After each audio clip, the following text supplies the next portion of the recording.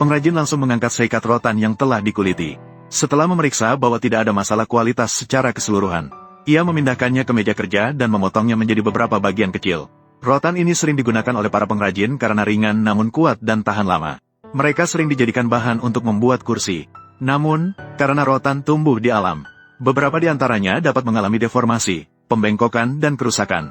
Sebelum memulai secara resmi, pengrajin harus meluruskan beberapa rotan cacat. Seluruh proses dilakukan dengan bantuan mesin. Efisiensinya sangat cepat dan tidak menghambat kemajuan selanjutnya. Setelah itu, mereka akan dikirim untuk dipoles. Untuk mengontrol setiap batang rotan agar memiliki ketebalan yang seragam. Dengan demikian, dapat dipastikan kursi yang dibuat nantinya memiliki bentuk sempurna. Setelah menyelesaikan dua langkah sebelumnya, selanjutnya, mereka dimasukkan ke dalam boiler, menggunakan uap panas bertemperatur tinggi untuk memanaskan. Tujuannya adalah untuk memberi rotan kelenturan yang cukup, memastikan bahwa saat dijalin, lebih mudah untuk dibentuk. Proses ini memakan waktu sekitar 20 menit. Setelah diambil dalam keadaan panas, segera ditempatkan dalam cetakan untuk dibengkokkan. Terlihat secara langsung bahwa, pada saat ini, rotan tampak seperti seutas tali rami. Pengrajin tidak perlu mengeluarkan banyak tenaga untuk membengkokkannya menjadi lingkaran, kemudian memaku pada sudut-sudut penting. Dengan demikian, bentuknya dapat dikunci. Meskipun rotan kembali ke suhu normal, dapat tetap mempertahankan bentuk tersebut. Namun, membuat kursi rotan bukanlah hal yang mudah. Pengrajin harus menyiapkan beberapa batang rotan dengan panjang dan bentuk yang berbeda untuk membuatnya. Semua ini hanya merupakan langkah kasar. Setelah pengrajin menyalakan penyemprot, barulah ia mulai membentuk dengan sebenarnya. Ia perlu dengan tangan kosong menyesuaikan struktur rotan yang telah dipanggang. Disesuaikan dengan ukuran yang diinginkan. Proses ini tidak bisa terburu-buru. Harus memanggang berulang kali. Ditempatkan dalam cetakan dan disesuaikan sedikit demi sedikit. Akhirnya berubah menjadi sebuah lingkaran besar. Menandai bagian yang berlebih dari sambungan awal dan akhir.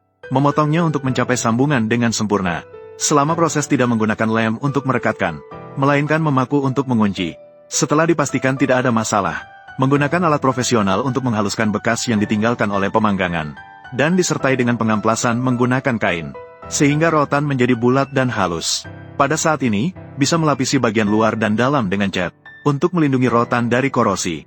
Selanjutnya, tunggu dengan tenang hingga bagian-bagian ini kering secara alami. Kita bisa mulai merakit.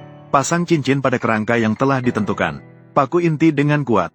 Kemudian bangun struktur alas duduk ke atas. Keduanya disambung dengan batang pendek. Selanjutnya, bangun kontur yang menunduk. Sudah ada sedikit efek visual kursi. Setelah selesai secara keseluruhan, tinggal menyempurnakan detail. Perlu mengisi celah dan lubang yang ada. Dengan demikian, tidak akan runtuh setelah dibentuk. Dan bagian tertentu juga perlu mempertimbangkan penguatan stabilitas. Agar memiliki kekuatan dukung yang cukup, dapat menampung berat orang dewasa. Kita bisa mulai mengepang. Pengrajin mulai dari bagian tengah belakang kursi. Setelah operasi selama 1 jam, kursi rotan ini menunjukkan bentuk akhirnya. Cukup letakkan bantal empuk di tengah.